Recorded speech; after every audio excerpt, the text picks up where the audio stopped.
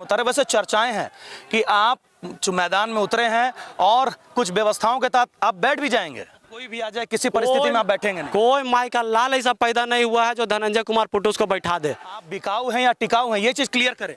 Bata company का जूता देखे है ना, कारी ऑफिस का चक्कर काटते काटते घिस जाता है, उस बाटा चप्पल से भी ज्यादा मजबूत मेरा जमीर है। क्योंकि मेरा विश्वास है कि जनता सर्वोपरि है, जनता ही सिर का ताज भी बनाती है जूता में बैठाने का काम। भारतीय जनता पार्टी के विनीत जी कार्यकर्ता टूटे हुए, उनका दिल टूट चुका है इस निर्णय से, और वो मेरे संपर्क में है। आपको बता देते हैं कि जब 2 तारीख को ईवीएम खुलेगा, रिजल्ट आएगा, जिन निकलेगा और पूरा वोट मुझे।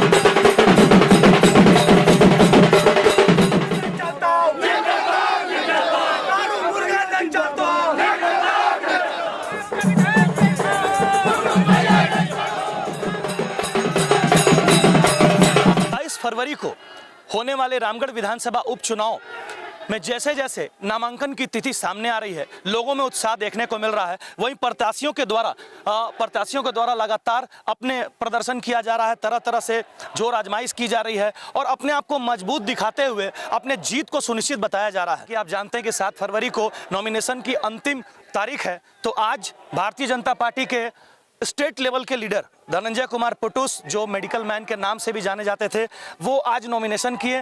धनंजय कुमार पुटुस जी, आप जानते हैं कि एनडीए का गठबंधन हो गया आजसू के साथ, लेकिन उसके बावजूद आपने भाजपा नेता होने के बावजूद भी अपनी दावेदारी प्रस्तुत की, नहीं मिला आपको टिकट, फिर भी आप मैदान में आ गए।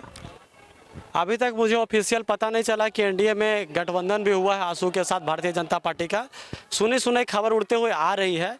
और दूसरी बात कहना चाहेंगे, मैं आपको कंफर्म कर देता हूं, कंफर्म हो चुका है और आपके सीपी सिंह और बड़े बड़े दिग्गज कई विधायक लोग आए हैं और कंफर्म कर चुके हैं कि भारतीय जनता पार्टी और आजसू साथ में लड़ रही है। मतलब एनडीए कंफर्म हो चुका, एनडीए की प्रत्याशी सुनीता चौधरी है। वैसे में भारतीय जनता पार्टी के साथ कहीं ना कहीं आपका बगावत हो जाएगा।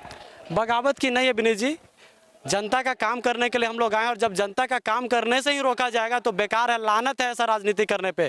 क्योंकि मेरा विश्वास है कि जनता सर्वोपरि है, जनता ही सिर का ताज भी बनाती है, जूता में बैठाने का काम करती है। तो हम लोग जनता का काम करना है, उसके लिए हम लोग को जो भी काम करना पड़े हम लोग तैयार हैं। अच्छा, आपने दावेदारी प्रस्तुत की, उसके बावजूद भी भारतीय जनता पार्टी में, जैसा कि आप कह रहे, इतना लंबा कार्यकाल रहा, इतना लंबा संघर्ष रहा आपका, उसके बावजूद भारतीय जनता पार्टी ने आपको टिकट नहीं दिया। क्या आप में क्या कमजोरी थी?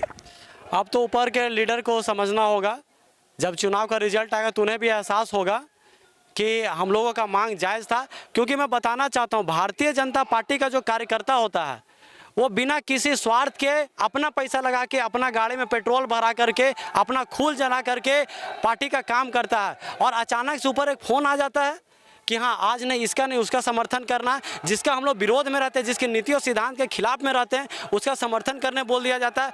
मैं नहीं, लाखों भारतीय जनता पार्टी के विनीत जी कार्यकर्ता टूटे हुए, उनका दिल टूट चुका है इस निर्णय से, और वो मेरे संपर्क में है। और आपको बता देते हैं कि जब 2 तारीख को ईवीएम खुलेगा, रिजल्ट आएगा, जिन निकलेगा और पूरा वोट मुझे मिलेगा। चुनावी एजेंडा क्या होगा? किन मुद्दों को लेकर आप मैदान में जा रहे हैं? मेरा मुख्य एजेंडा है कि अभी तक जो भी प्रत्याशियां हैं, जनता को ठगने का ही काम किया। जो भी जीत के रहे हैं, सबने जनता को ठगने का काम किया, चाहे वो जातिवाद के नाम पर हो, चाहे बाहरी भीतरी के नाम पर हो, चाहे 32 खतियान के बारे में हो। खाली आपस में विद्वेष फैलाने का, आपस में दोस्तों में दूरी फैलाने का काम किया है। अब जनता को बुड़बक बनाने का समझाया कि जनता एकदम बोका है और हमको इन लोग बरगला देंगे इन लोग को, और उसके बाद हम लोग वोट ले लेंगे। तो मेरा मुद्दा है कि जो मुद्दे की बात होनी चाहिए कि युवाओं को रोजगार कैसे मिले। मेरा मुद्दा ये है कि महिला बहनों को स्वरोजगार से कैसे जोड़ा जाए, कि उनके घर में भी, उनके हाथ में भी कुछ पैसा आए, कमाई करके सार्वजनिक रूप से 1 नंबर करके। और दूसरा क्या है कि मूलभूत सुविधाएं जो है आज भी रामगढ़ विधानसभा उससे वंचित है। मैं प्रयास करूंगा, जैसे अभी भी आप चल जाइए, लारी क्षेत्र चल जाइए, और भी बहुत सारे ऐसे क्षेत्र हैं। अभी गर्मी आ रहा है ना, अभी देखिएगा, आप लोग ही न्यूज़ कवर करेंगे कि तसला और बाल्टी रखा हुआ है, बना हुआ जल मीनार बना हुआ, लेकिन उसमें पानी नहीं आ रहा है। अच्छा, प्रमुख काम क्या करते हैं? मान लीजिए जनता आपके माथे पर जीत का ताज पहनाती है, तो क्या करेंगे? सबसे पहला मेरा टारगेट यही है, सबसे पहला मेरा जो पहला कलम होगा, उसे जो साइन होगा, वो युवाओं को रोजगार से संबंधित होगा। कि रामगढ़ विधानसभा में युवा भटक रहे हैं, पढ़ लिख करके बेरोजगार हैं, उनको रोजगार दिलाने के लिए मैं पूरा पहला प्रयास करूंगा। तो एक विधायक होकर सरकार आपकी होगी नहीं होगी, तो आप रोजगार कैसे दिला देंगे? रोजगार हम लोग का आंदोलन का उपज हम लोग हैं, आंदोलन करेंगे। और मुझे मालूम है कि विधायक अगर चाहे तो डायरेक्ट सरकारी नौकरी तो नहीं, लेकिन प्राइवेट के माध्यम से बहुत सारे रोजगार उपलब्ध करा सकते हैं। एक और एनडीए प्रत्याशी मतलब सीधे केंद्र सरकार, दूसरी ओर यूपीए मतलब राज्य सरकार, दोनों ओर इतने मजबूत लोग, उस बीच में आप बगावत, जो भाजपा से आप बगावत कर चुके हैं और मैदान में निर्दलीय के रूप में उतरे हैं, कितना मजबूत आंकते हैं अपने आप को? बहुत मजबूत मानते हैं, क्योंकि मैंने कहा ना, सबसे बड़ा बॉस होता है पब्लिक, जनता, और जनता मेरे साथ है। कोई कितना भी बड़ा केंद्र सा राज्य हो, लेकिन रामगढ़ की जनता बहुत समझदार है, वो कुछ बोलती नहीं है, जिंदाबाद मुर्दाबाद भी नहीं करती है। पब्लिक का कहना और मेरा नारा भी है, खाओ पियो नोच के, अब वोट मारो सोच के पुटुस को, समझे। एक अंतिम सवाल, बाजार में तरह तरह की, जैसे आपने कहा कि आपके समर्थन में लोग करें, आपको मैदान में उतारे, वैसे चर्चाएं हैं कि आप जो मैदान में उतरे हैं और कुछ व्यवस्थाओं के तहत आप बैठ भी जाएंगे। ये तो समय बताएगा विनीत जी, क्योंकि समय नहीं, आप आश्वस्त करें, क्योंकि आप बिकाऊ हैं या टिकाऊ हैं, ये चीज क्लियर करें। बाटा कंपनी का जूता देखे है ना, जो सरकारी अफसर सरकारी ऑफिस का चक्कर काटते काटते घिस जाता है, उस बाटा चप्पल से भी ज्यादा मजबूत मेरा जमीर है। मतलब कोई भी आ जाए, किसी परिस्थिति में आप बैठेंगे नहीं। कोई माई का लाल ऐसा पैदा नहीं हुआ है जो धनंजय कुमार पुटुस को बैठा दे।